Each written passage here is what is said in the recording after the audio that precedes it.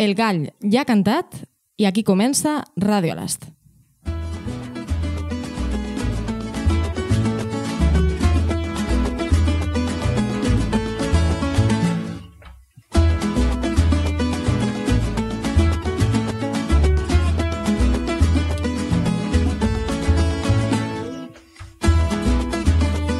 Bé, aquí comença aquest nou capítol de Ràdio Alast, el podcast cuinat al Can Ramon i, de fet, el local que és el local de pollastres Alast per excel·lència de Lleida. Jo sóc la Maria Gateu i us dono la benvinguda a aquest podcast que, de fet, us dono la benvinguda als que ens esteu escoltant ara mateix en diferit i també als que esteu aquí, que heu vingut com a públic, que us dono les gràcies també per venir aquest divendres aquí al Can Ramon. Merci. Bé, com ja sabeu, el programa comença amb l'entrevista al convidat, que el tenim ara mateix aquí amb nosaltres, que ara el presentaré, i també aquí us deixarem un espai perquè vosaltres com a públic podeu també fer-li una pregunta amb ell si en algun moment voleu fer per lo que sigui. I a més també tenim aquí un ou de Porexpan del que el nostre convidat sortirà, o sigui, treurà, millor dit, la pregunta que ens surti de l'ou, que és una pregunta que ja l'he explicat amb ell abans, que és una pregunta una mica random, sense gaire fil amb el que estàvem parlant abans, però bueno, que també estareu curiós, no?, que ens expliquis a veure la teva resposta. I a més, de tot això, us he de dir que aquí a la taula que teniu al costat, a la meva esquerra, hi ha una capseta que és de taquilla inversa, perquè aquesta temporada hem començat amb el sistema de taquilla inversa, perquè si algun de vosaltres que heu vingut com a públic vol deixar alguna coseta allà, doncs també ho pot fer. Ara bé, que dieu que no teniu res suelto i no voleu res i teniu una mica de gana, doncs a dalt teniu també les pollastres, o sigui, les tapes de pollastre a la catalana, que són bàsicament un sistema també per recaudar una mica de fondos i de calerons pel nostre podcast. I res més, crec, no? Res més. Engeguem.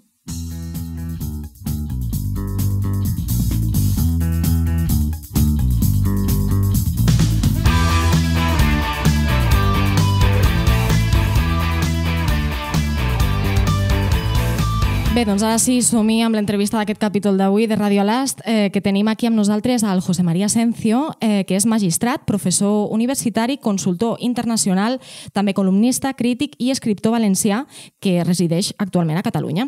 És també doctor honoris causa per la Universitat Nacional Hermilio Balizán, si ho dic bé, i és el titular, de fet, del jutjat penal número 11 de Barcelona i va ser portaveu també i coordinador de jutgesses i jutges per la democràcia a Catalunya en dos períodes, des de l'any 2017 al 2019 i durant l'any 2022.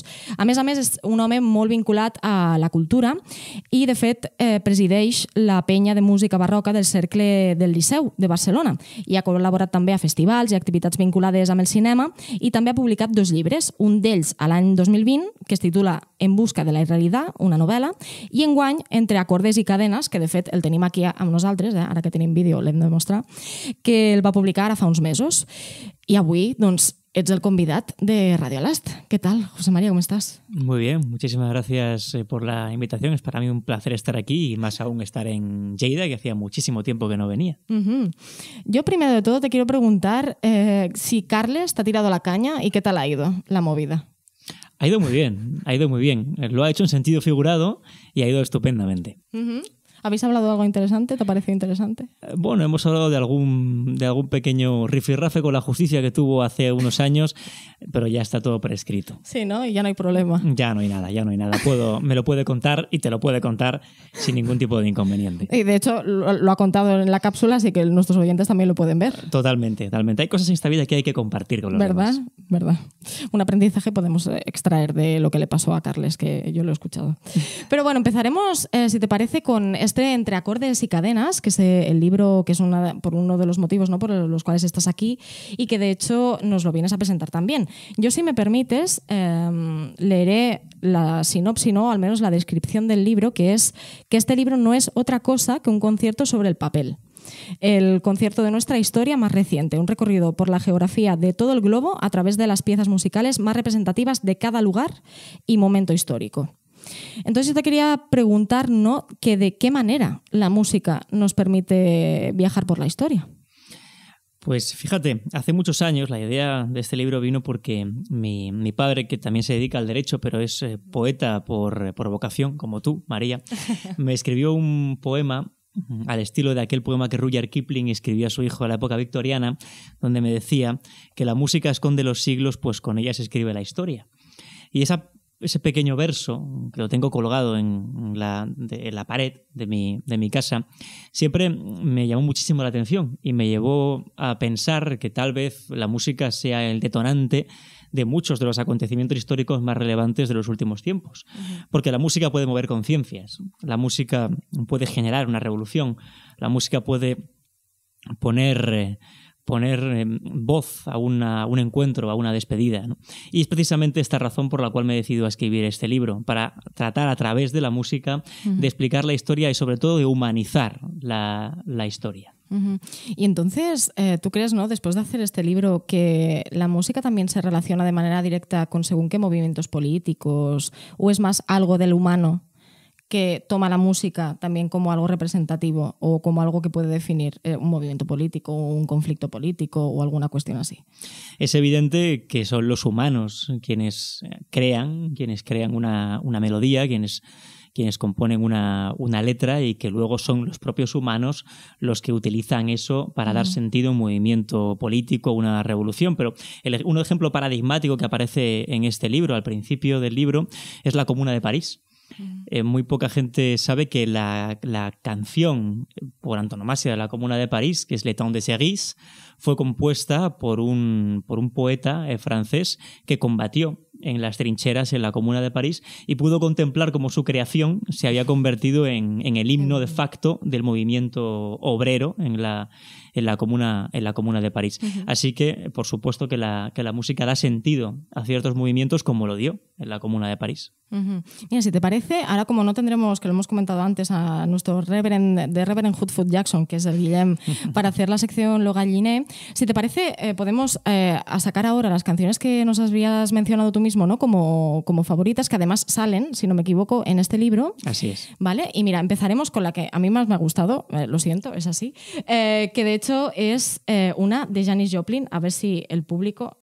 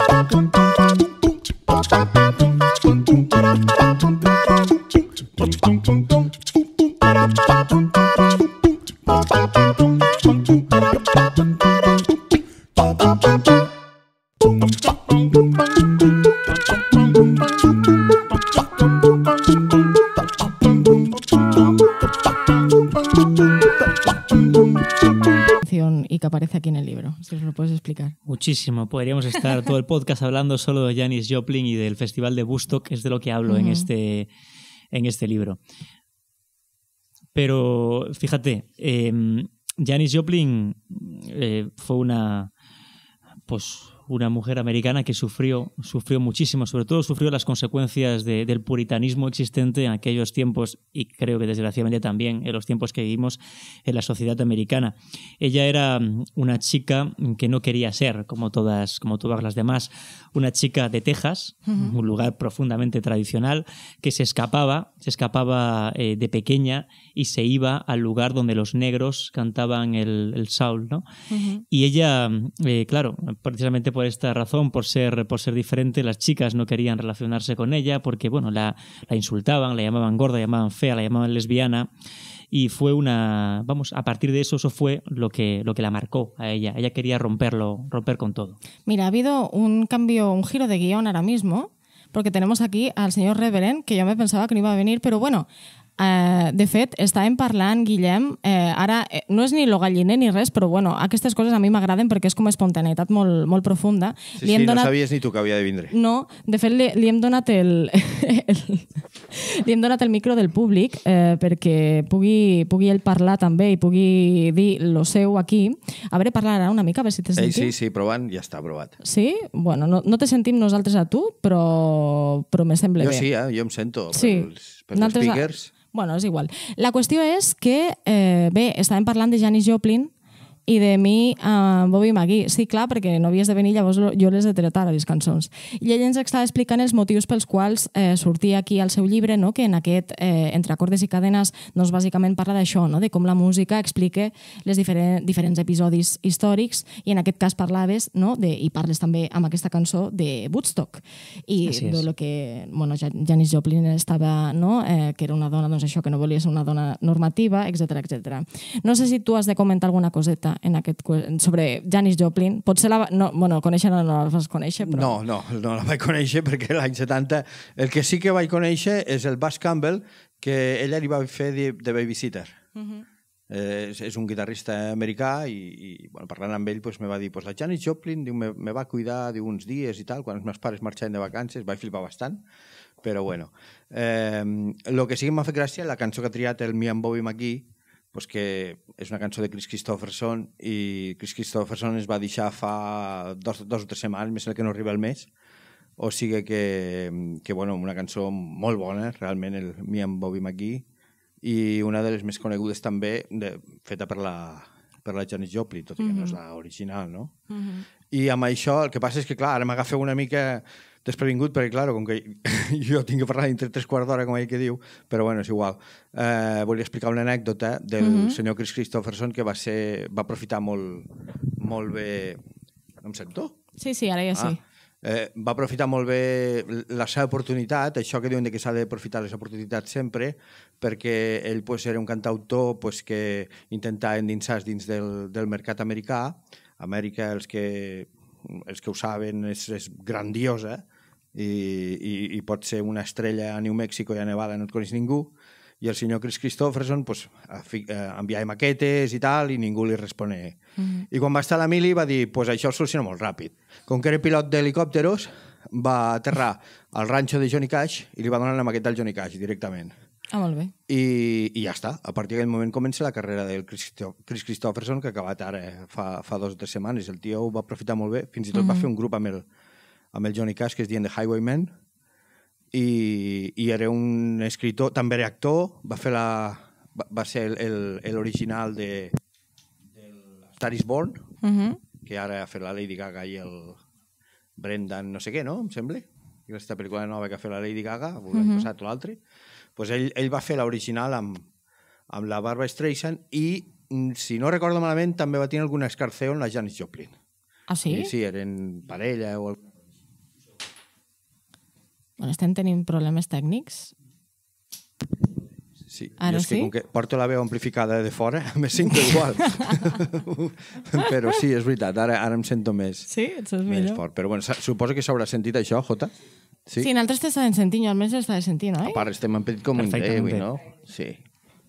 Bé, doncs... Pues sí, que és la primera que tireu o és la segona ja? És la primera. Ah, vale. L'altra encara no. Venga, pues... Que de fet, ara que dius això de Chris Christopherson, a mi em va agradar l'escena que va viure amb la cantant aquesta irlandesa, que té el nom molt raro, com es diu? La que es va rapar.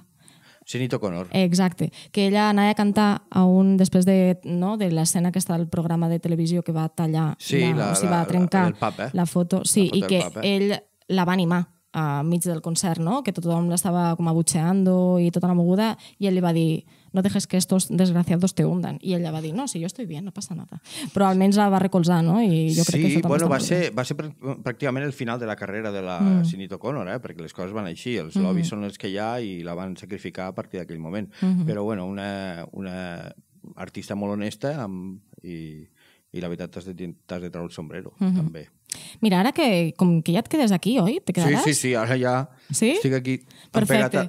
Doncs deixem la següent cançó pel final, vale? I així fem la secció Lo Galliner, si et sembla. Ok. I continuem amb l'entrevista, d'acord? I ara que parlàvem, de fet, d'això, no? El vincle entre els artistes i també, doncs, certes... Bueno, el que hem comentat, no?, de la Sinéad O'Connor, que va trencar una foto del papa i, doncs, tothom la va condemnar, no?, i va rebutjar la seva música i tot plegat. Clar, tu, si per algo també destaques, no?, de les teves opinions que tens, que en molts mitjans he llegit que són com una mica controversials, no?, però jo crec que està molt bé que defensis el que defenses i de la manera que ho fas, això ja cadascú pot jutjar, però bueno. Però la qüestió està... Sí, però la qüestió està en que, clar, tu defenses la llibertat d'expressió, però una llibertat d'expressió, diferent a la que tenim, o en quin sentit ho defenses? És a dir, com podem definir, no?, aquesta llibertat d'expressió, no només que tu defenses, sinó la que és, o la que hauria de ser, millor dit, per a que això no passi, no? La que debería ser es una libertad de expresión hasta sus últimas consecuencias. Yo siempre he sido muy crítico y lo sigo siendo con los llamados delitos de odio. De hecho, he hablado de la supresión de los delitos de odio porque al fin y al cabo se trata de delitos de expresión que tratan de limitar la libertad de expresión y desgraciadamente hoy en día parece que todo es delito de odio. Llega un momento en que uno no puede hablar absolutamente nada porque todo el mundo se ofende. Vivimos en el país de los ofendidos y por consiguiente soy partidario de reducirlo o eliminarlos o reducirlos a su mínima expresión. Porque claro, hemos visto ejemplos tanto en un lado y en otro. Hemos visto ejemplos de poetas que han sido perseguidos incluso por la justicia por sus poesías, cual me parece una aberración, pero en el otro lado lo mismo. O sea, hemos visto incluso mujeres que han sido criticadas y en cierta medida perseguidas por sus opiniones acerca de ciertas leyes que a su juicio no eran las más adecuadas para con el feminismo. Entonces, claro, ese es el problema principal que tenemos, que es el no respetar las opiniones de los demás y sobre todo tratar de criminalizar todo aquello que no se ajusta a la verdad oficial. Y cuando una sociedad establece un dogma, ya sea religioso, ya sea político, es una sociedad cada vez menos libre. Y yo no quiero una sociedad dogmática. Yo quiero una sociedad libre donde las verdades no sean tales verdades únicas e indiscutibles, sino que todo pueda ser discutido, por supuesto, desde la conversación pausada, ¿no? Recordemos aquello que decía Einstein: una velada en la que todos los comensales estén absolutamente de acuerdo es una velada perdida. Y hoy en día, desgraciadamente, hay demasiadas veladas perdidas. Pero claro, ¿qué marca, ¿no?, la fina línea entre lo que no lo que se debe respetar, sino lo que sí que es como, digamos, ya legalmente aceptado, ¿no?, lo que debería no ser penado, entre lo que sí? Porque al final, si alguien está diciendo su opinión, ¿no?, puede decir cualquier cosa, pero claro, al final hay ciertas opiniones o ciertos discursos, ¿no?, que al final atacan también directamente sobre la integridad de ciertos colectivos o ciertas personas. Entonces, ¿cómo podemos, ¿no?, ahí definir qué es correcto o no? Es que una cosa es una manifestación de una opinión, que a mi juicio tiene que permitirse todo tipo de manifestaciones de opinión, y otra cosa muy distinta es incitar a la violencia contra un colectivo. Es que una cosa no es lo mismo que la otra. Una cosa no es igual que la otra. Yo puedo no estar de acuerdo con la ley trans y esa opinión tiene que admitirse. Lo que no puedo hacer es decir que hay que asesinar a los transexuales. Eso me parece una aberración. Porque es que una cosa es una manifestación de una opinión y otra cosa muy distinta es incitar a un delito contra un colectivo. Es que no es lo mismo. Y ese es el problema, que a veces confundimos una manifestación de una opinión con la incitación a cometer un delito. ¿Y por qué crees que sucede eso? Porque somos una sociedad cada día más manipulada y somos una sociedad cada día más polarizada. Y estas son las consecuencias de la polarización generalizada que estamos viviendo. En cualquier sentido, ¿eh?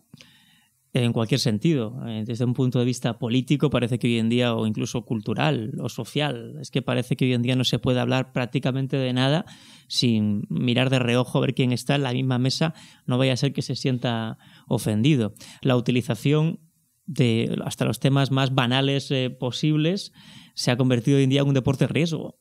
Entonces, yo siempre trato de dar mi opinión sin importar quién esté enfrente, porque las opiniones que manifiesto las hago siempre desde el respeto. Pero parece que hoy en día esa manifestación de la opinión del respeto no está muy de moda. Y la culpa, una gran culpa de todo esto, la tienen los políticos. Sí. Porque los políticos quieren generar conflicto. Los políticos quieren generar polarización en la sociedad porque les interesa. Porque no tienen absolutamente nada que ofrecer, lo único que les da votos es el conflicto. Es criticar al otro, pase lo que pase, haga lo que haga, precisamente para eso.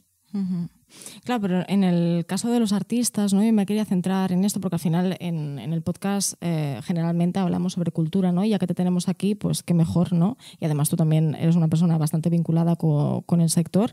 Entonces, claro, parece, ¿no? que las acusaciones y las condenas en este sentido que ya sucedieron hace unos años, ¿no? Con la famosa ley Mordaza, están ahora como un poco, digamos, que están fuera del foco mediático, pero claro, esto sucedía hasta hace unos años y creo que todavía, si no me equivoco, sigue siendo así, ¿no? De que al final es como que es muy difícil sentirte libre como artista o como creador, en el sentido de que igual cualquier cosa que digas o alguna cosa que digas puede ser malinterpretada, que igual es por lo que tú decías ahora, también puede ser como punible, ¿no? a nivel legal.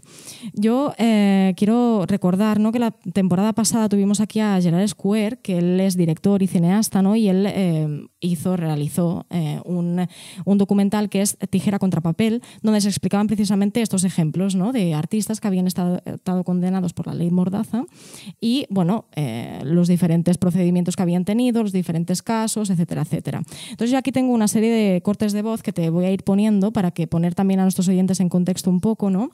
En concreto, empezaremos con el de César Strawberry, que es el cantante de Defcon 2, que él, por ejemplo, ¿no? sostenía que su acusación es jurídicamente insostenible, aunque en 2020, eso sí, fue absuelto, pero afirmaba lo siguiente en el programa 360 grados de EITV.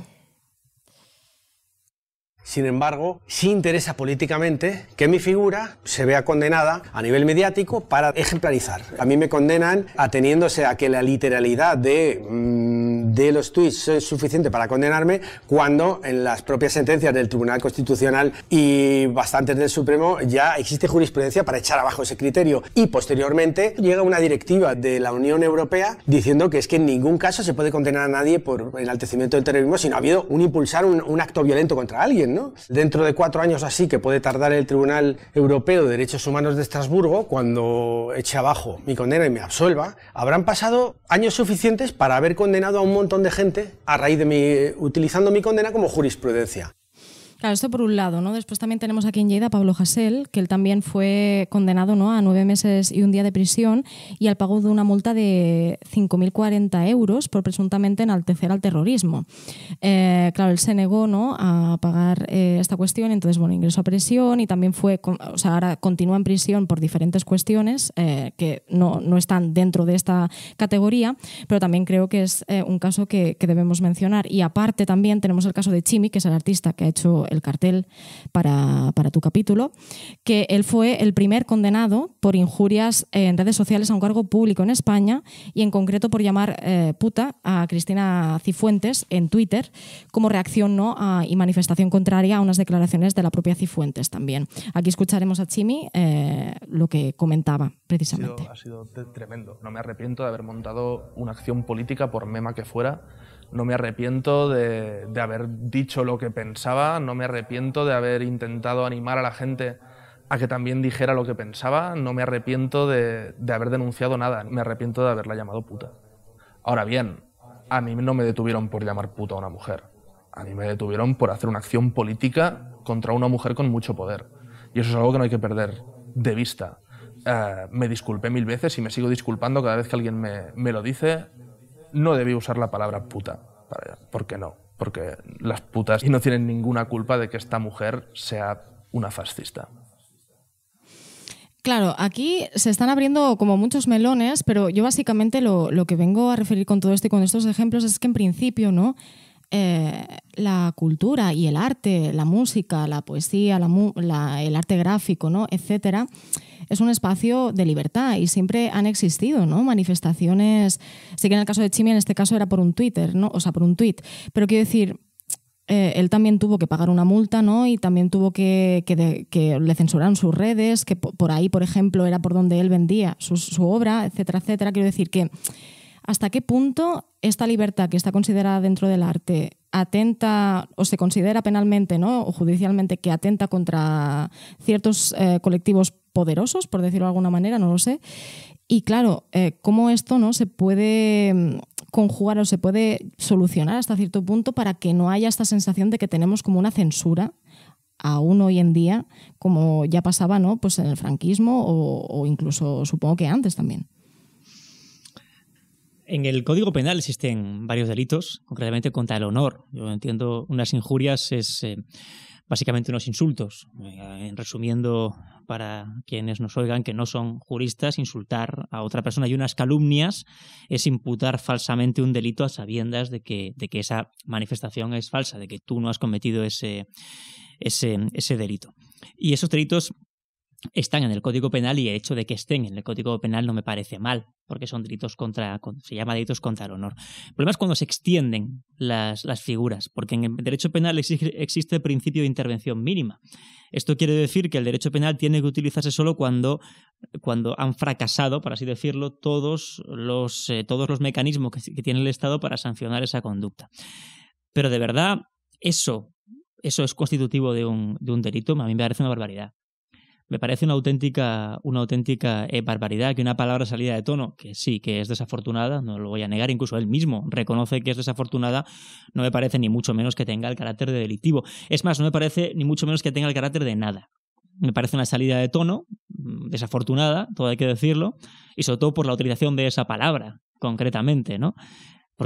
Pero desde luego me parece una aberración. Incluso el arte tiene que ser transgresor. Es que si el arte no es transgresor, ¿qué va a ser transgresor? ¿Qué va a ser transgresor? De hecho, muchos de los avances de la historia de la humanidad han venido por el arte. Entonces, el arte tiene que mojarse.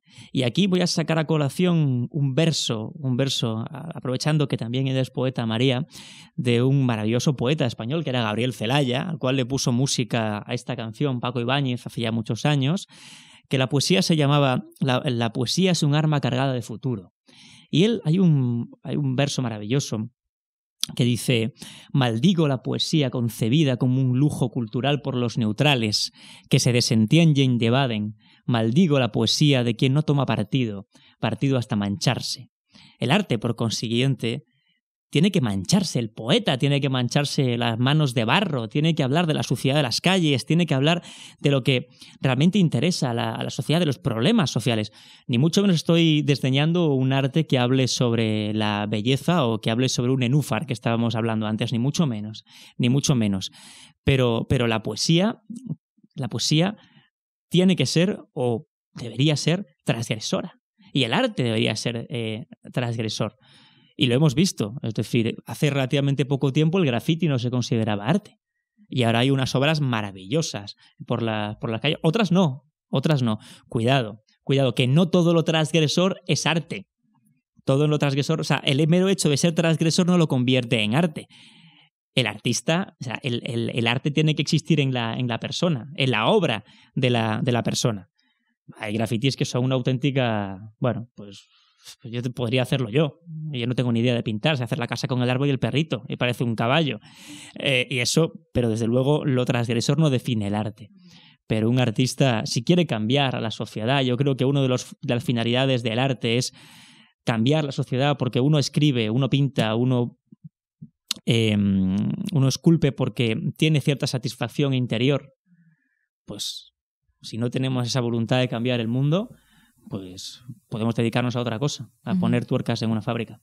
Pero entonces, por ejemplo, ¿no? En el caso no solo de Chimi, sino también de Pablo, ¿no? De César Strawberry, de otros muchos que hay, ¿Son entonces, digamos, las instituciones con poder, o las personas, mejor dicho, con poder, que se acogen a esta legalidad para ir en contra de esos discursos que pueden ser incómodos para ellos, pero que al fin y al cabo es lo que hemos comentado, ¿no? Una opinión, una manifestación de una forma de pensar, ¿no?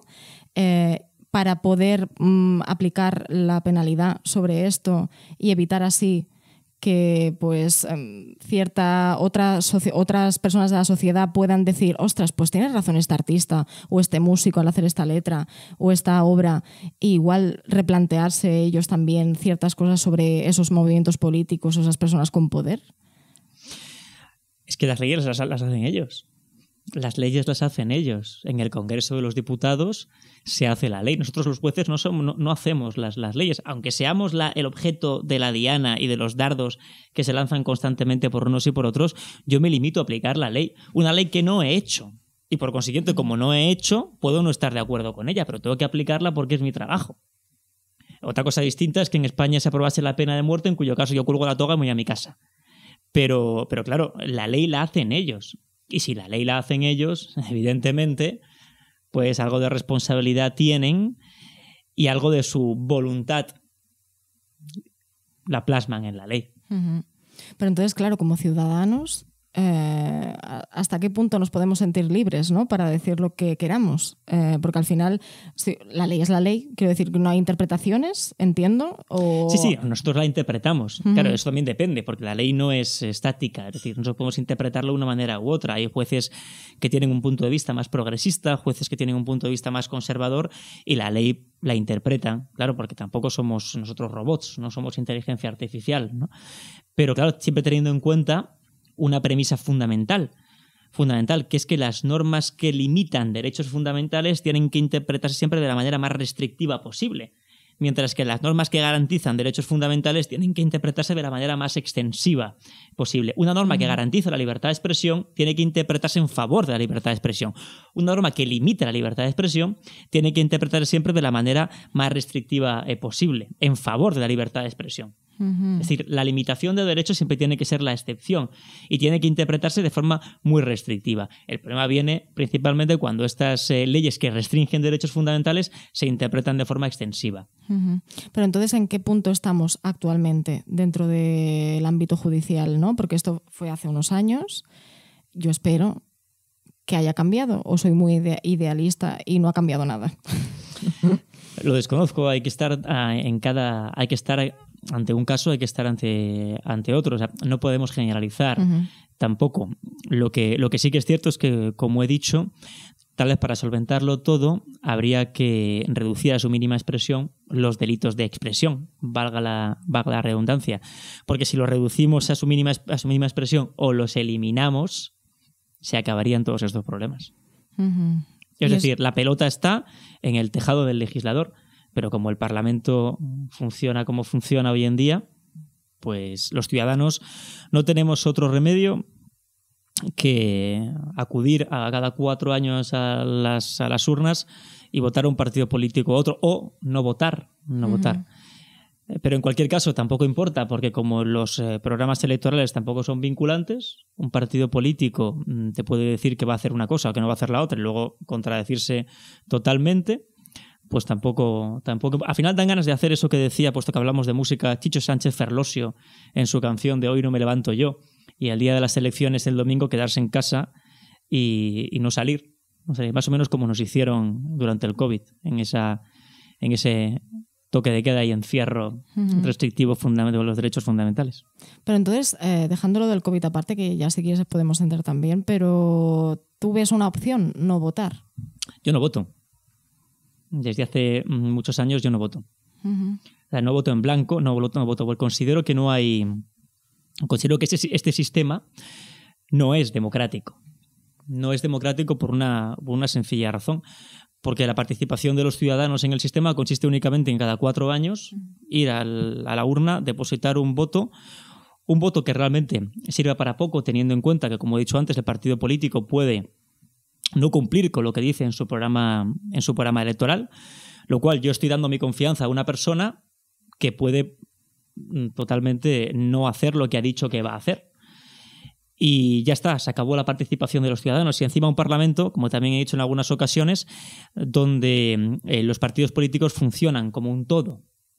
No, entonces, en ese caso, ante una iniciativa, ante la votación de una ley, todos los políticos, todos los parlamentarios de un partido político votan en bloque. Entonces no hay ningún tipo de debate. Ninguno. Salvo que el político en sí, el parlamentario en sí, se arriesgue a tener una sanción de su partido político. De hecho, en los estatutos de los partidos políticos, prácticamente de todos, se sanciona a los diputados que se aparten de la disciplina de voto y voten en contra de lo que dice su propio partido. Lo vimos, por ejemplo, con la votación de la ley trans. Lo vimos había una diputada del PSOE, que no voy a decir su nombre, pero se sabe perfectamente quién es, que ella estaba en contra de la ley trans y lo dijo públicamente que estaba en contra. Cuando el PSOE votó a favor de la ley trans, ella no votó en contra, porque se arriesgaba a tener una sanción. Claro, el sillón pesa mucho. Eso que decía Luis Eduardo Aute, que hizo la portada de este libro, sillón de mis entretelas. Entonces, claro, no votó en contra a pesar de estar en contra y se abstuvo. Claro, entonces, si efectivamente el Congreso de los Diputados es así, ¿para qué sirve? Pero claro, entonces esto que tú has comentado, ¿no? Que al final... por suerte, pues los jueces podéis como, digamos, interpretar las leyes, etcétera, etcétera, pero cogiendo esta cuestión que has dicho del sillón, ¿tú crees que sucede también en la judicatura de que igual, pese a que no estéis de acuerdo 100% con la ley, porque claro, entiendo que tampoco podéis interpelar a ningún organismo ni nada de decir, se ha de revisar esto, pero las aplicáis también para quedaros allí igual o porque no tenéis más huevos, hablando mal? No, desde luego las aplicamos porque es nuestra obligación. Ya está. Pero no hay ninguna posibilidad de poder ir. No hay objeción de conciencia. No hay objeción de conciencia. Es decir, yo como sabes soy partidario de legalizar todas las drogas y he condenado a personas por pases de drogas. Porque es mi obligación hacerlo. Bueno, interesante. De hecho, en las drogas ya entraremos después. Pero claro, yo he visto también en otras declaraciones que has comentado, ¿no? Y también vinculado a lo que hemos comentado al principio, que has comentado, de hecho, la cuestión de ya no sé si llamarlo sentido común, la cultura, la educación, ¿no? En la sociedad, para al menos, ¿no? Ya no sé si no ir a votar, que tampoco sé si es esa la opción, pero al menos como para plantearnos un poco, ¿no? Dónde vivimos, cómo funciona todo, etcétera, etcétera. ¿Tú crees que, es decir, teniendo en cuenta lo que hemos comentado hasta ahora, el pueblo o la ciudadanía o nosotros, ¿no? Los que estamos aquí, tenemos algún tipo de oportunidad de poder ir hacia algo mejor de los que estamos ahora, aparte de ir a votar cierto partido político, ¿no? Que eso también es bastante importante? Es que la única opción que tenemos es la palabra. Como decía otra canción de Agua Viva, me queda la palabra. Solo tenemos eso. Aunque hay una cosa muy preocupante que yo estoy viendo en los últimos tiempos, que es que desde el COVID las manifestaciones han dejado de ser multitudinarias. No sé si porque nos han inculcado el miedo al prójimo, pero las manifestaciones que antes eran multitudinarias han dejado de serlo. Ahora prácticamente se han convertido en un entretenimiento de domingo. ¿Qué nos queda? Salir a la calle. Nos queda salir a la calle. También como en aquella canción de Pablo Guerrero que decía tapar la calle, que no pase nadie. Tal vez haría falta eso, un movimiento ciudadano. Y sobre todo también llegar a la conclusión de que no todo es política. De que los movimientos ciudadanos, los movimientos vecinales, la sociedad civil, lo que se llama la sociedad civil, tiene mucho que decir. Tal vez la solución sea fomentar la sociedad civil y hacer entender a los políticos que no pueden politizarlo todo, que no pueden politizar un consejo de barrio, que no pueden politizar un recital de poesía. Tal vez si llegáramos a un punto así, todo cambiaría. Bueno, ahora sí que vamos a entrar ya en el tema de la legalización de las drogas, porque es algo que yo creo que interesa bastante. Y me sabe mal porque te lo preguntan siempre a los sitios a los que vas, pero bueno, no vamos a ser menos nosotros tampoco, ¿sabes? Pero la cuestión está así, simple y llanamente, y es una pregunta que sé que tiene una respuesta muy amplia, pero ¿para ti qué supondría la legalización de las drogas? Menos delincuencia. Así. Totalmente. ¿Pero en qué sentido? Es decir, hablamos del tráfico, obviamente, y de la gente que pasa, ¿no? Los camiones, etcétera, pero ¿en qué más? ¿O no? En todo. Vamos a ver. Siempre cuento lo mismo, que no es mío, es de varios criminólogos. La ilegalización de las drogas tiene unas consecuencias en materia de violencia que realmente la gente no las conoce en toda su extensión. ¿Por qué? Porque la violencia aneja a la droga tiene 3 efectos. Uno, el de la persona que, precisamente por su consumo a lo largo del tiempo de drogas, puede comportarse en ciertos momentos de forma violenta y cometer delitos violentos. 2, el de las personas que por su adicción a las drogas, en el momento en que se encuentran en una situación de síndrome de abstinencia, obviamente no todas las drogas generan este efecto, pero cuando se encuentran en esta situación de síndrome de abstinencia, estas personas pueden cometer un delito contra el patrimonio y en el curso del delito contra el patrimonio, por el nerviosismo que puede tener, pueden generar violencia con respecto a otra persona. Pero la violencia que generan estas dos situaciones, estos 2 efectos, es prácticamente irrelevante. La violencia más importante que genera la ilegalidad de las drogas es la conocida como violencia sistémica, que es toda aquella que está ligada al negocio ilegal de las drogas. Es decir, las mafias, los cárteles de drogas, el control del territorio, la eliminación de los soplones, los sobornos que se hacen a funcionarios públicos, los chantajes, incluso el asesinato a funcionarios públicos que se niegan a obedecer. Ahí es donde está toda la violencia inherente a la ilegalidad de las drogas. ¿Qué implicaría la regulación? Que esto no existiera. Y claro, se dice por algunos, pero es que esto no es cierto. Y vamos a ver, ¿cómo que no es cierto? Es que no lo estoy diciendo yo. Primero lo dicen varios criminólogos. Y luego tenemos un ejemplo maravilloso. Porque cuando tenemos un ejemplo hay que acudir a él. Cuando tenemos un ejemplo histórico hay que acudir a él. Y el ejemplo histórico fue la ley seca en Estados Unidos, años 20. Esto fue un ejemplo maravilloso. En la ley seca lo que ocurrió es que los imperios del crimen en Estados Unidos subieron como la espuma. El imperio de Al Capone, el imperio criminal de Al Capone se generó durante la ley seca. Hasta tal punto fue así que la delincuencia era tal y los muertos también por el alcohol en mal estado eran tantos que incluso los puritanos que habían apoyado, que habían peleado por legalizar el alcohol, se echaron para atrás y dijeron: nos equivocamos. Nos equivocamos porque esto ha generado mucha más violencia, mucha más delincuencia, muchas más muertes que la situación anterior de legalización del alcohol. Es decir, tenemos un ejemplo claro en la historia. Y en lugar de seguir este ejemplo, seguimos empeñándonos en no regularizar las drogas. Más aún cuando la ONU dijo hacía mucho tiempo que la guerra contra las drogas había traído consecuencias desfavorables no previstas. Eran totalmente previstas, porque se conocía.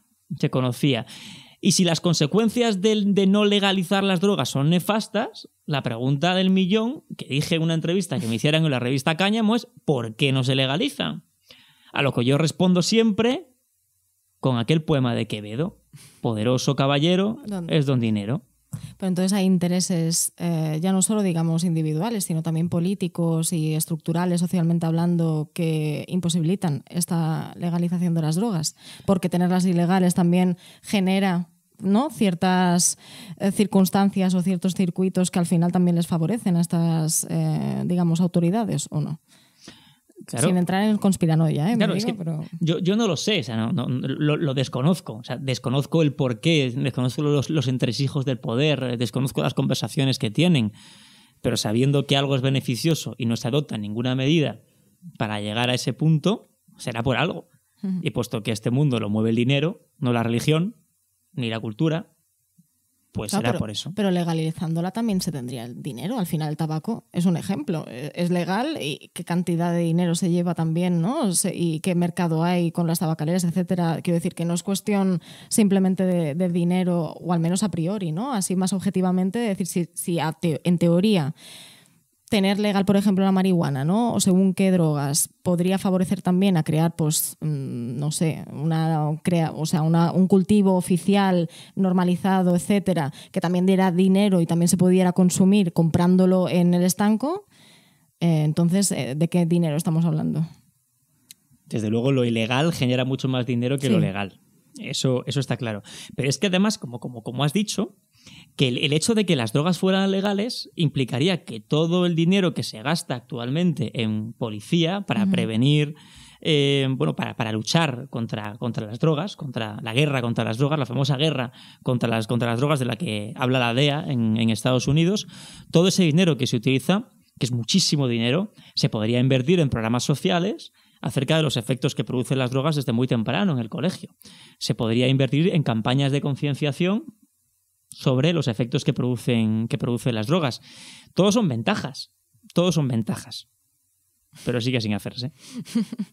Claro, porque yo supongo que también igual salir de ese hábito, ¿no? Y crear también estas campañas de sensibilización, de concienciación, de educación al final, implica también un trabajo, que igual tampoco salir del hábito, ¿no? Es complicado, supongo. No sé, digo. Supongo que sí, pero incluso es que generaría puestos de trabajo. Uh-huh.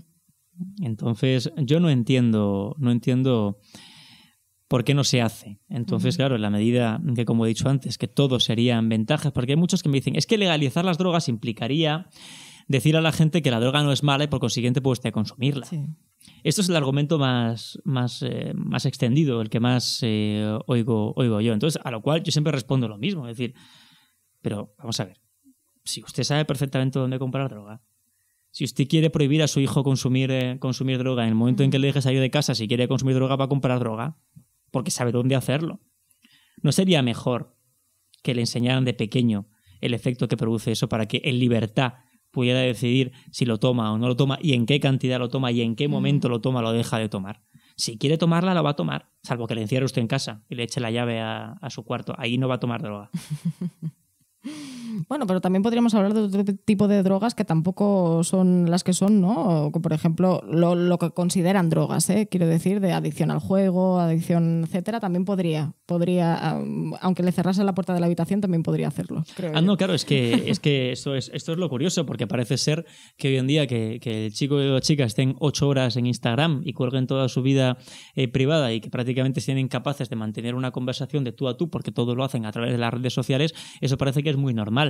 Uh-huh. Pero salir con los amigos y tomarte 3 cervezas ya te convierte en un paria. Uh-huh. Vivimos una sociedad totalmente contradictoria. Uh-huh. Entonces, claro, tú la legalización sí que entiendo que es de todas las drogas en general, ¿no? Estamos hablando de cualquier tipo de sustancia. Cualquier tipo de sustancia, sí. Entonces, claro, yo me quería centrar contigo, ¿no? Aprovechando que te tenemos aquí, en toda la cuestión más, digamos, de enteógenos, psicodélicos, etcétera, porque es algo que últimamente está teniendo como mucha popularización, digamos, ¿no? Y que la gente lo va conociendo más. Y entonces yo he pedido también la opinión, ¿no? y el testimonio de Genís Oña, que él es psicólogo y farmacólogo y además también es coordinador de estudios, ¿no? En el Hospital Sant Joan de Déu de Barcelona y aparte forma parte también del Center of Ethnobotanical Education Research and Service, que es ICERS, que es una organización sin ánimo de lucro que básicamente se dedica a transformar, ¿no? la relación de la sociedad con las medicinas tradicionales indígenas, que hablamos pues de peyote, ayahuasca, etcétera. Claro, hablando con él me comentó, ¿no? Que en el caso de la investigación, porque es a lo que él se dedica, esta circunstancia, ¿no? Vinculada a la legalidad no tienen tanta aplicación a ellos, ¿no? Algo que sí que sucede, por ejemplo, en Estados Unidos con el caso de la DEA que has comentado, etcétera. Entonces, lo que él sí que apuesta es más por una regularización de las sustancias y también que esta regularización no afecte es decir, que no sea simplemente para las cuestiones, digamos, médicas o terapéuticas o de investigación, sino que también sea algo más enfocado a la gente que consume este tipo de drogas a nivel pues ritualístico, religioso incluso, etcétera, ¿vale? Y entonces vamos a escuchar ahora lo que nos comentaba él mismo ahora mismo. Des de l'àmbit de la recerca, nosaltres també aboguem per una regulació d'aquestes substàncies, no? I parlem d'una regulació, no d'una legalització, no? Quan parlem de regular, parlem de gestionar els consums, no? No de prohibir-los ni d'alliberar-los, no? Perquè són els dos extrems, sinó que hi ha d'haver una certa regulació. I aquí, en aquest cas, a part de l'àmbit mèdic, que sí que es pot regular creant legislacions específiques en paral·lel als procediments estàndards de comercialització de medicaments, perquè aquests últims pues, porten molts anys i davant la necessitat de molts pacients, doncs, en molts llocs s'ha fet aquestes regulacions a part del procés de comercialització de fàrmacs perquè el màxim número de persones es pugui beneficiar d'aquestes substàncies, quan abans millor. Però a part d'això, doncs, també ens anem compte de que s'ha de regular també l'ús cultural i religiós i comunitari d'aquestes substàncies, no? Perquè, òbviament, doncs, hi ha moltes poblacions que porten segles o mil·lennis consumint-les i hem vist també a través d'estudis científics que el seu ús, almenys de moment, doncs no sembla problemàtic des d'un punt de vista de salut pública. Llavors, qualsevol regulació que es faci en aquest sentit també hauria de no només protegir l'àmbit mèdic o l'àmbit terapèutic, sinó també atendria les necessitats d'altres usos que s'estan fent i que es continuaran fent, no? Llavors, sempre que es vagi a protegir i a reduir riscos, doncs això hauria de ser una aposta clara. ¿Qué opinas de esta cuestión? Estoy de acuerdo. Es que esto forma parte de regular, de la regulación de las drogas. Yo no soy ni mucho menos experto en psicodélicos, pero por lo que tengo entendido y por lo que he leído estos últimos tiempos, se utiliza incluso con fines médicos. Se utiliza incluso con personas que tienen algún trastorno. Sí, trastorno de estrés postraumático, TCAs también. Y se incluso ha utilizado incluso con los militares después de las campañas de guerra y al parecer los resultados están siendo beneficiosos. Y eso está siendo utilizado incluso por psiquiatras. Entonces, todo forma parte de regular. Yo creo que poco a poco se toma conciencia de que tampoco podemos poner en un mismo saco todas las sustancias que hay algunas que pueden tener efectos beneficiosos para la salud. Incluso yo supongo que también esta regularización, en el caso, por ejemplo, de los psicodélicos y los enteógenos, imposibilitaría también, ¿no?, el surgimiento de, digamos, entidades como organizaciones e incluso sectas hasta cierto punto, ¿no?, que han ido surgiendo durante estos años y que, de hecho, una hace poco, ahora no me acordaré del nombre, pero una de estas organizaciones, Ayahuasca Internacional se llamaba, creo, esta gente también estuvo condenada y, de hecho, descubrieron, ¿no?, que detrás de esto no solo daban una sustancia, que en este caso era ayahuasca, sino que aparte también había una red de cuestiones sectarias, abusos, violaciones en rituales, etcétera, etcétera. Entonces yo entiendo que esta regularización de las sustancias también imposibilitaría esta red más de delincuencia, ¿o sería complicado? No, porque si hablamos que hay una red de trata de personas, como abusos sexuales, por mucho que que legalices las drogas, yo entiendo que estos delitos seguirán existiendo, ¿no? Es que además, por mucho que legalices la droga, evidentemente tú vas a legalizar absolutamente todo, pero siguiendo unos cánones, siguiendo unas pautas que evidentemente quien tiene que ponerlas es el Estado. Evidentemente tiene que establecer unos mínimos fundamentalmente de salud, ¿no? Entonces, todo lo que exceda de eso no será legal. Claro, es que tampoco he defendido lo que han defendido algunos, una liberalización absoluta de las sustancias. Eso tampoco, porque no hay ningún control sanitario y eso va a generar que haya muchas más muertes. Tiene que haber algún tipo de control sanitario. Y ese control sanitario, ¿quién tiene que ponerlo? Pues el Estado, principalmente el Estado. Es decir, en el modelo que tenemos ahora, el Estado. En un modelo futuro desconozco quién podría establecerlo, pero ahora que tenemos es el Estado. Entonces tampoco se eliminaría al 100% el tráfico, porque existirían ciertas sustancias. Claro. Imaginemos, pues con mayor concentración de THC, por ejemplo. Existirían sustancias de estas características, pero desde luego se eliminaría una gran parte del tráfico, por consiguiente una gran parte de la violencia asociada.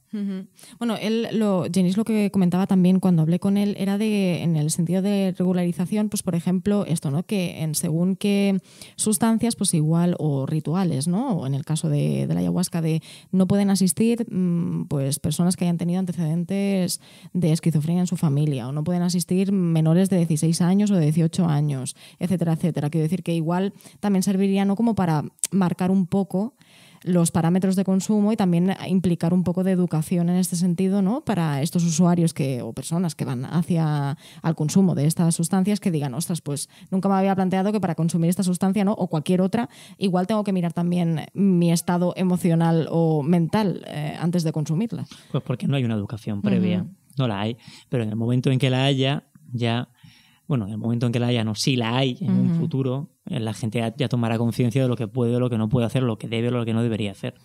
Pero ahora actualmente, ¿en qué momento está esta cuestión, ¿no? Quiero decir, hay como un atisbo de legalización de alguna sustancia, digamos, considerada droga en este sentido.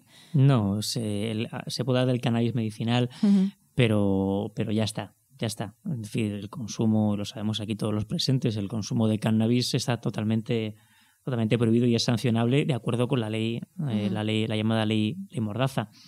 Incluso cultivar unas plantas de cannabis en casa en un lugar con visibilidad pública es también ilegal. ¿Dónde puedo yo fumar cannabis? ¿Dónde puedo yo consumir una sustancia? En el estricto ámbito privado. Entonces, ¿hay algún avance? Yo diría que no. Yo diría que no, a diferencia de otros países de nuestro entorno. A mí me resulta muy curioso porque este fue otro artículo que escribí, que es que el mismo día en que la ministra de la Baja Sajonia de Alemania inauguraba el primer club canábico en ese estado federal alemán, el Ayuntamiento de Barcelona daba la orden de cerrar 50 clubs canábicos en la ciudad condal, lo cual me parece del todo paradójico, porque los vientos de cambio, esos winds of change de los que se hablaba, se pueden notar en Alemania, pero aquí al revés. Aquí cavamos y vamos mucho más hondo. Mientras ellos legalizan, nosotros prohibimos. Por una cuestión también política, ¿no? Más de partido, digamos, igual. Por una cuestión política y sobre todo por un desconocimiento, que fue también lo que dije.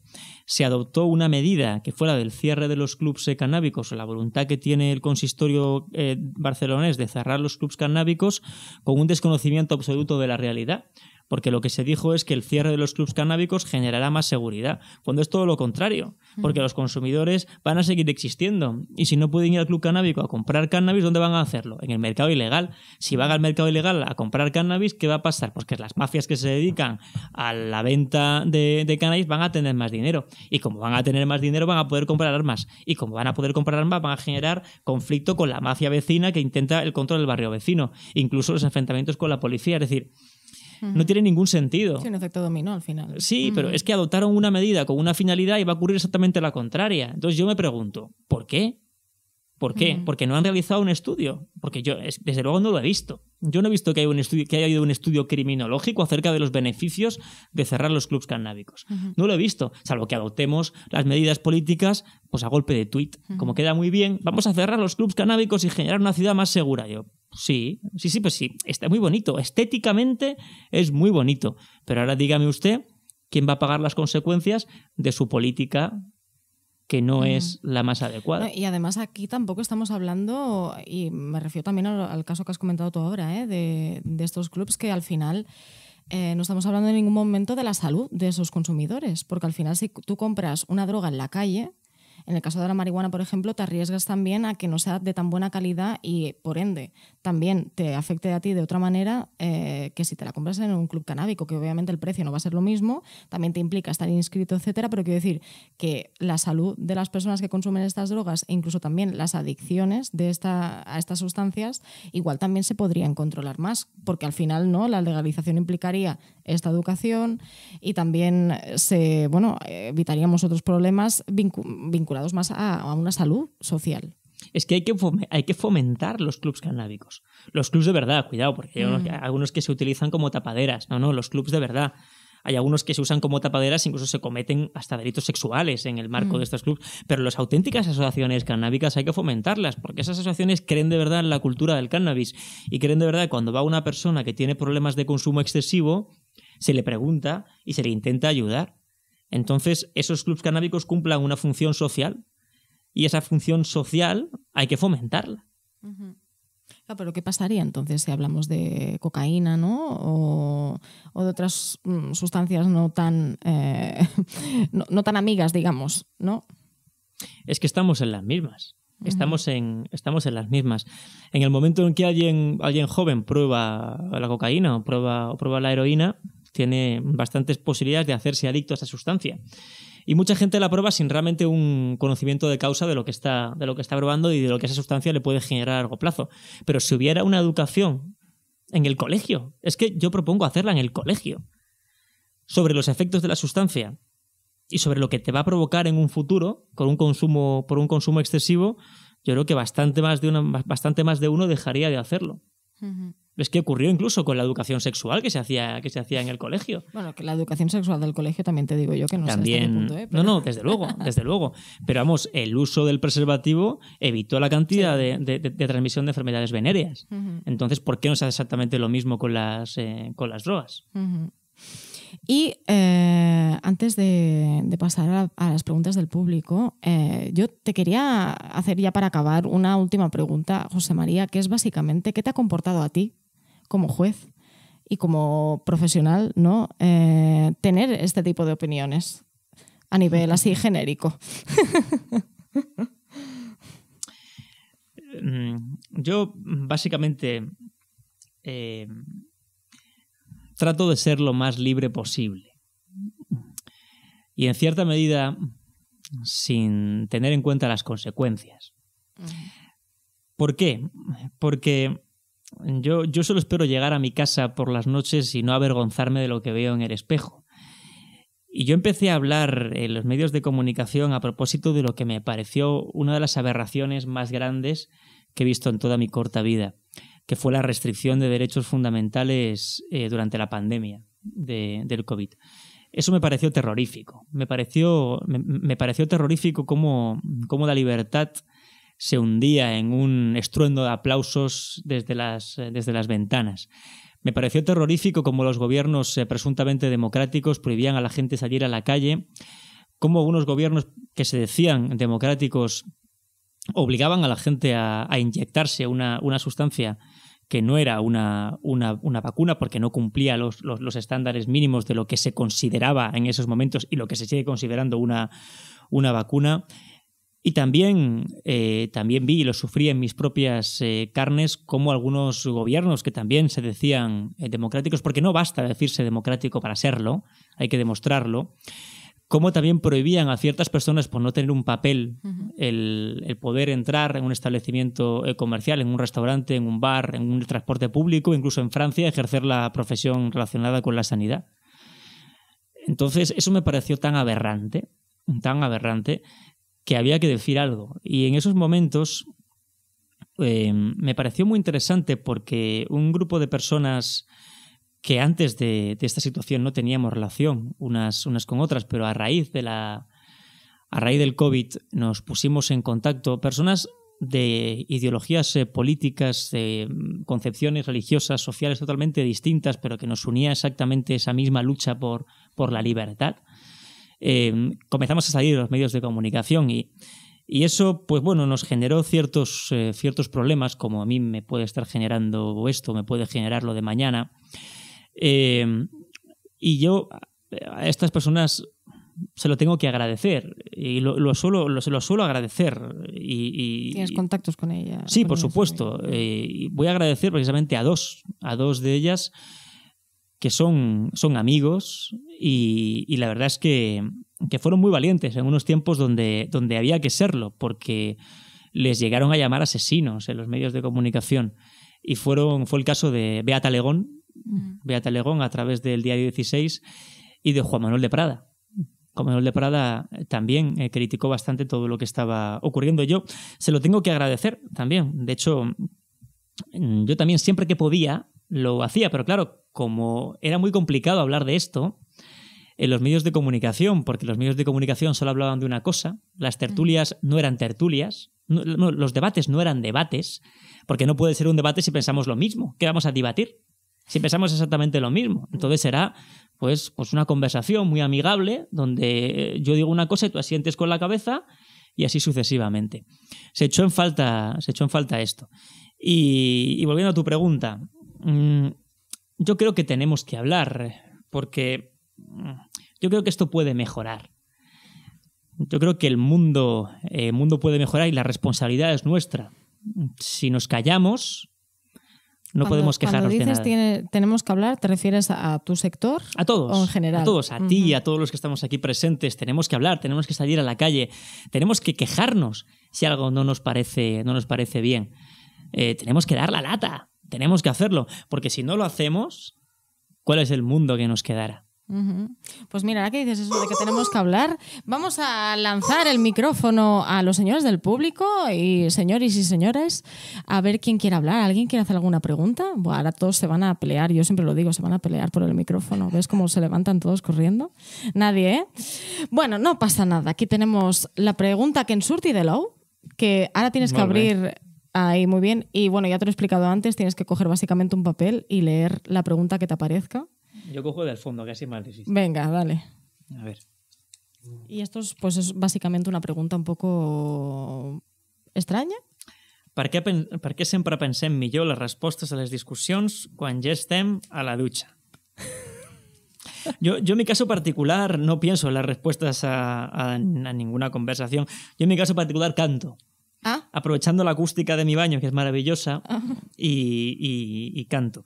Pero no suelo pensar porque a toro pasado, ¿qué voy a decir? Si ya lo he dicho todo y sobre todo está grabado, ¿qué voy a decir? No puedo bueno, aquí cambiarlo. lo hemos discutido, también te digo.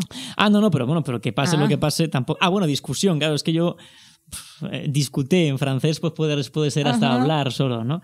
Pero no, en la ducha intento no pensar, intento solo cantar. Pero tú en general cuando discutes con alguien no piensas después, mierda, le tendría que haber dicho esto. Es que yo no discuto. ¿No? No ¿Nunca? discuto. No. Nunca me gustó. Bueno, discuto, o sea, no grito. O sea, tengo... ¿Debates agitadamente? No, tampoco debato agitadamente. No. Nunca suelo gritar, nunca suelo comportarme de forma agitada porque ¿para qué? ¿Qué voy a ganar? Bueno, para mí discutir es como estar simplemente... Bueno, claro, es que discutir igual... Pero sí, es como no estar de acuerdo con lo que dice la otra persona, pero discutir no tiene por qué implicar gritos. Claro, bueno, sí que es de la connotación negativa, ¿no? No estoy de acuerdo prácticamente en nada, incluso ni conmigo mismo, a veces estoy de acuerdo, pero no suelo gritarme ni suelo gritar a los demás. Siempre intento que todo sea de forma civilizada, incluso cuando me gritan a mí. Porque si te gritan a ti, tú contestas gritando y se acabó. Ya, eso sí que es verdad. Pero si tú respondes de forma pausada, yo creo que la conversación puede ya sola vuelve a su cauce normal. Incluso ya si eres el Jedi profundo de la movida y estás muy deconstruido tú emocionalmente, puedes decir, mira, ahora no me siento bien, vamos a hablarlo después, cuando esté más tranquilo. Y entonces ya lo petas. Bueno, señores, és el moment... que hi ha una pregunta? Sí, oi tant. Pues et passaran el micro. Li podeu passar, sisplau? Ara, pues mira, al final s'han animat. Igual quieren hablar de esto de discutir, Si ens pots dir el teu nom, sisplau? Aleix Cardona. Perfecte. Val. La meva pregunta va en referència a lo primer que has mencionat sobre la llibertat d'expressió perquè al final també tinc molts dubtes, me debato molt a mi mateix sobre si més llibertat, si menys llibertat, bueno, bàsicament sobre tot el que s'ha parlat aquí, no? Hi ha molt debat, és tot molt controversial. I sobre la llibertat d'expressió, al final, des del meu punt de vista, crec que com a societat encara tenim tots molta por de que es repeteixin certs events molt traumàtics de la història europea, història mundial, i crec que és el que més ens aterra de deixar rienda suelta a lo que vindria a ser la llibertat d'expressió i el que vindria a ser els discursos que propaguen possibles odis, no? Aleshores, el que has dit de reduir-ho a la mínima expressió, clar, és que no sé molt bé com formular la pregunta, però bàsicament és quines eines proposes o quines eines creus que hi ha des de la jurisprudència per realment reduir els discursos que... Clar, perdona, és que estic una mica nerviós. No passa res. El cas és, tu dius, hem de poder expressar la nostra opinió, val. Però no podem incitar la violència. Val. Però clar, també hi ha molts grisos aquí, perquè jo puc agafar, sense incitar la violència, a dir, crec que cert col·lectiu no hauria d'existir. Jo no estic incitant a la violència per se, però sí que estic de forma velada, no sé si m'explico. Sí. Clar, què tenim com a eina per combatre certs discursos perillosos, certs debats d'aquest estil, perquè bueno, és algo complicat. Te respondo con una palabra, educación. Clar. La única, educación. Ante una Pero duda... eso es molt utòpic, ara mateix. Sí, es utópico. Por supuesto que es utópico, pero si no nos refugiamos en la utopía, ¿qué nos queda? Clar, però i com a eines pràctiques per anar avançant cap allà? Educación. Educación y educación. Es que son la misma palabra. Cuando yo tengo una duda acerca de si una expresión puede incitar o no a la violencia, si yo tengo una duda, no incita a la violencia. A donde quiero llegar. En derecho penal existe lo conocido como indubio pro reo, en caso de duda en favor del reo. Si yo tengo una duda acerca de que un discurso puede incitar o no, esa duda ya implica ya absolución. Entonces, claro, yo tengo derecho a decir este colectivo no debería de existir. Bien, a mí aunque me pueda parecer aberrante eso, no significa que haya de ser prohibido. Otra cosa muy distinta es que yo diga, hay que asesinar a este colectivo. Eso sí, porque está incitando directamente a la violencia contra un colectivo. ¿Pero yo tengo derecho a que no me guste un colectivo? Sí, por supuesto que tengo derecho a que no me guste. Como posiblemente el que me dice algo no le gustará a otro colectivo. Por supuesto que sí. Pero claro, es que esa es la cuestión principal. ¿Y cómo se solucionaría? Con educación. ¿Que es utópico? Claro que sí. Pero es que la utopía ha sido lo que nos ha llevado hasta ahora, como... Y hablando de la Comuna de París, en la Comuna de París fue un movimiento utópico. En la Comuna de París, esos 2 meses y medio que el pueblo se hizo con el control de París hasta que llegó el ejército y asesinó a más de 10.000 franceses, en esos momentos, a mediados del siglo XIX, los comuneros en París instauraron medidas que eran utópicas, totalmente utópicas. La igualdad de salarios entre mujeres y hombres, la remisión de los alquileres impagados, la eliminación de los intereses de las deudas. Eso era utópico. Totalmente utópico, y ellos lo instauraron. Y ahora, y durante muchísimo tiempo, fueron la bandera de los movimientos socialistas, comunistas y anarquistas a lo largo del mundo. La utopía se convirtió en realidad. ¿Cómo? Trabajando por ella. Pero claro, si decimos, no, es que eso es utópico y no podemos hacer nada, pues entonces la utopía nunca se va a transformar en realidad. Pero si peleamos por ella, si peleamos por una educación, si nosotros mismos hacemos por esa educación, yo creo que es fundamental. Es decir, el sentarnos aquí y estar hablando, el poder conversar con nuestros amigos y tratar de decirles, mira, esto sí y esto no, vamos a hablar, vamos a conversar, y tú vas a hacer lo mismo con respecto a esta persona. Así se crean los movimientos sociales. Así se transforma la utopía en realidad. Y por eso he dicho antes que tenemos que hablar, tenemos una responsabilidad enorme nosotros. Perdona, José María, pero en el caso entonces del nazismo, ellos también no iban hacia una utopía, pero en este caso como muy contraria a la Comuna de París. Bueno, es que no tiene absolutamente nada que ver. Pero entonces digo que al final, ¿no? En relación a lo que comentaba él, ¿dónde está el punto, ¿no? De decir, vale, sí, debe existir todo, pero hay ciertos discursos que sí que, bueno, ¿no? O tienen más que ver con la opinión ya personal mía o de educación mía, entonces en función de si debería existir o no las opiniones más de ultraderecha en este sentido, etcétera. Ahora ya me estoy exponiendo yo pero personalmente. Cuidado, pero es que es la opresión la que lleva precisamente a estas situaciones, no la libertad. Para nada, porque es que el nazismo no quería libertad. El nazismo no engañó a nadie desde sus primeros momentos. Es decir, ellos no querían propugnar la libertad de todos los alemanes. Querían restringir derechos. Entonces, es que no es lo mismo. Un movimiento que en sus primeros momentos lo que quiere es restringir derechos y por consiguiente generó todo lo que generó, no es un movimiento ni mucho menos que propugne la libertad de todos. Perfecto. ¿Sí? ¿Tot bé? Sí, gràcies. Alguna pregunta més? Doncs... Ah, sí? A tu sí? Sí, digue'm. Et volia preguntar... Bueno, però el teu nom, sisplau. Oriol. Ah, gràcies. Si et deixes la toga a casa, pots presidir un judici igualment, vestit de carrer?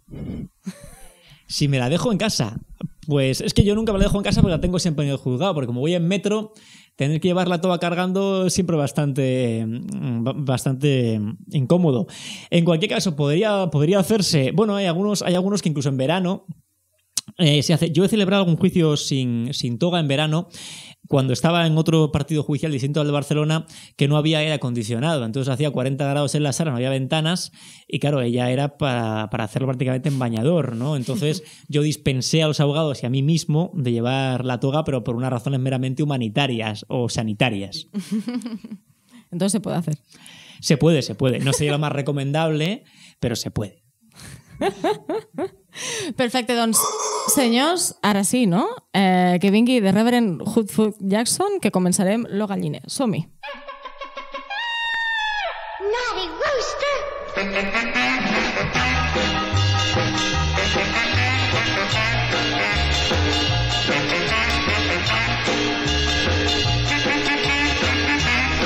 Bueno, senyor de Reverend Guillem, que no t'esperàvem. No, Guillem, no. No, de Reverend Hoodfoot Jackson. No t'esperàvem, senyor Reverend. No, la veritat és que no, perquè tinc l'agenda molt completa, ja ho saps. És que abans ho hem estat parlant amb el José María de que aquest cap de setmana de la gravació del podcast hi ha un munt d'històries a Lleida, senyors.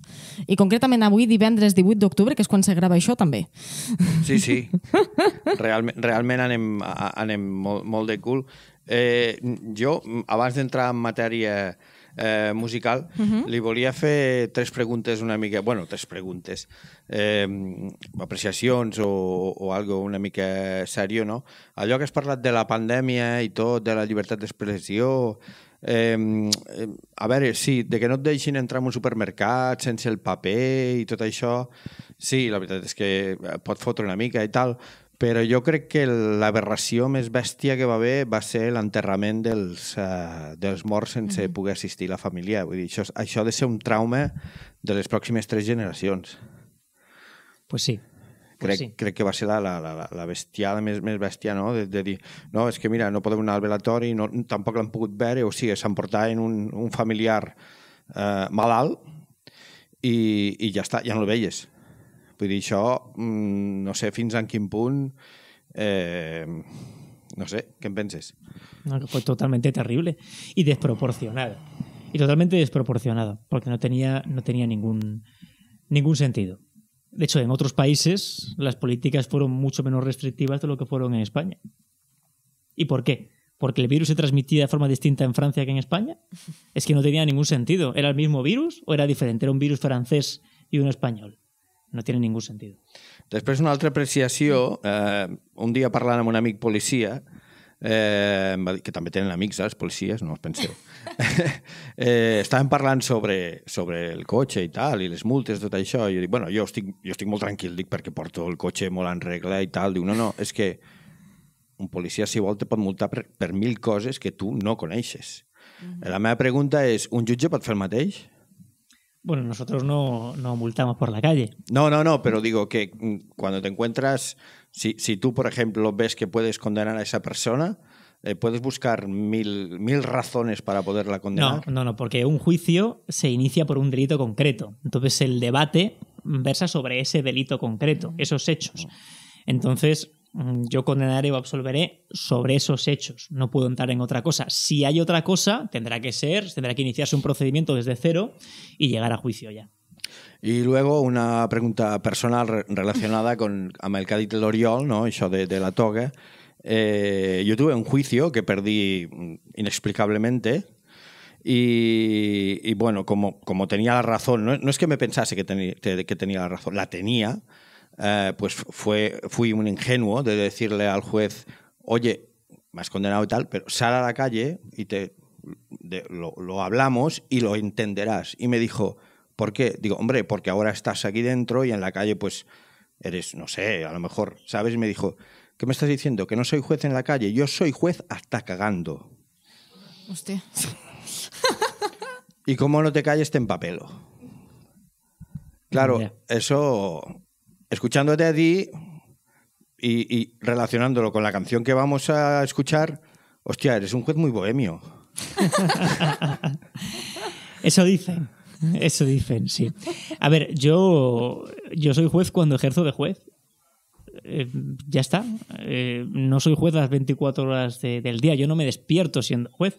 Yo no me hago un café siendo juez. Pues... Yo soy juez cuando ejerzo como juez. Pero, vamos, yo lo que es que un juez tiene que ser una persona como otra cualquiera y si está en contacto con la realidad social, muchísimo mejor, porque las leyes se aplican mucho mejor si estás en contacto con la realidad social. No te conviertes en un mero autómata aplicado a la ley, sino que la interpretas en función, de hecho, como dice el Código Civil, de acuerdo con la realidad social del momento. Y me encanta tu sombrero. Muchas gracias. Forma parte del atuendo. ¿Entramos en materia? Venga, María? dale, y tanto, obviamente. Sosnabur, que també es va deixar fa 4 o 5 anys i va passar més dels 90 anys, o sigui, va tenir una vida molt llarga, i la cançó, la Bohème, que bueno, la traducció directament ja ho diu, no? Suposo que amb aquesta cançó t'identifiques moltíssim. Es una de mis preferidas y de hecho una de las que hablo en el libro. porque voy a contar una historia acerca de la bohème. De hecho, la palabra bohemia viene erróneamente de los bohemios culturales. Se les comparaba con esa vida que tenían los gitanos, que erróneamente se pensaban que venían de Bohemia, de la República Checa, que no era así, ni mucho menos, no estaban todos concentrados ahí y se repartieron por toda Europa, ni mucho menos. Pero originariamente, la primera mención que hay en la literatura a la Bohemia es de un escritor de Henry Murger, que hizo unas escenas que publicó en el periódico por pequeños fascículos, que se llamaba Escenas de vida bohemia.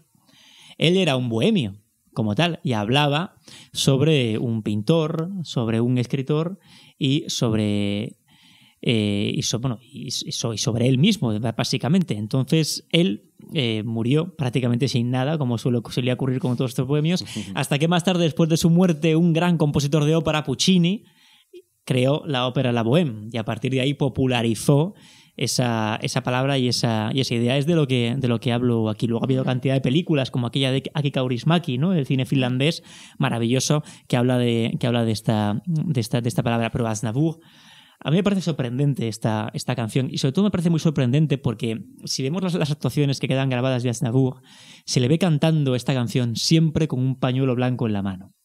No hay ningún vídeo de Aznavour, ninguna actuación de Aznavour que no cantase la canción de la Bohème con un pañuelo blanco en la mano, a modo de paleta de pintor, como si él con el pañuelo estuviese pintando en un lienzo, ¿no? Precisamente como aquel personaje de Escenas de vida bohemia de Henry Murger. Y decían que esta era una de sus canciones preferidas porque le hacía volver atrás en el tiempo a aquellos momentos donde él vivía en París, ese París en ebullición, que ya no es ahora ni mucho menos ese París donde vivía Boris Vian, donde Gainsbourg era joven, ese París que ya desgraciadamente nunca volverá, y que él, cuando cantaba esta canción, durante la eternidad del instante en que duraba la canción, se trasladaba a esos momentos de su juventud bohemia.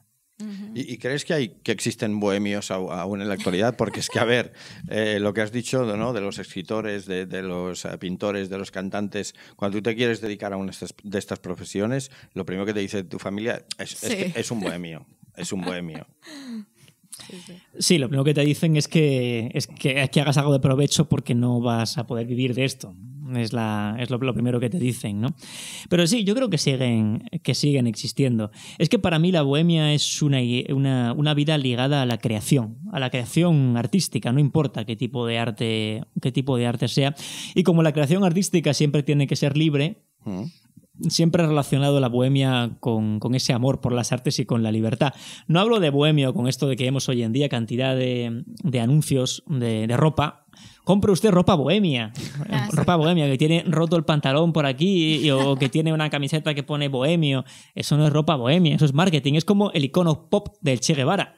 Es decir, el icono pop del Che Guevara no tiene absolutamente nada que ver con el personaje de Ernesto Guevara de la Serna. Se convirtió en un icono pop, ¿no? Pues precisamente por esto. Lo problema es que lo contemporáneo, ¿no? Y yo diría que el capitalismo lleva a sus últimas consecuencias, utiliza los iconos anticapitalistas para ganar dinero. Es una cosa maravillosa lo que hace este sistema. Alguna qüestió més? No, abans ja hem parlat de la Janis Joplin, o sigui, ja ho deixaríem aquí. Bé, doncs, escolta, moltes gràcies de Reverend Hoodfoot Jackson per finalment, avui sí, venir fins aquí a Radio Last. Y a tú, José María, pues un placer también tenerte aquí con nosotros, que de hecho te va a dar tiempo de hacerte una cervecita arriba, ¿eh? Yo creo que sí, antes de coger el tren me da tiempo. ¿Verdad? Sí. I a vosaltres també, moltes gràcies per venir fins aquí, aplaudir-vos a vosaltres mateixos. Gràcies. I tothom a fer birres a dalt. Som-hi.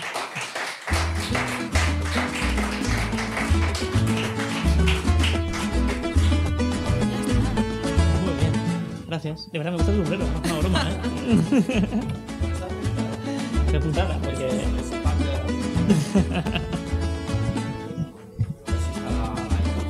Fins aquí aquest nou episodi de Radio Last. Gràcies a cadascun de vosaltres per escoltar-nos i també gràcies als col·laboradors d'aquest podcast. Jota, el tècnic, Rosa Almendros, la nostra experta en qüestions audiovisuals, Laia 3, fotògraf oficial del podcast, l'Oriol i l'Albert, els cuiners de les nostres supertapes, i també a tots els artistes que estan fent els cartells. Seguiu-nos a les xarxes socials, @radioalast, a Twitter i a Instagram.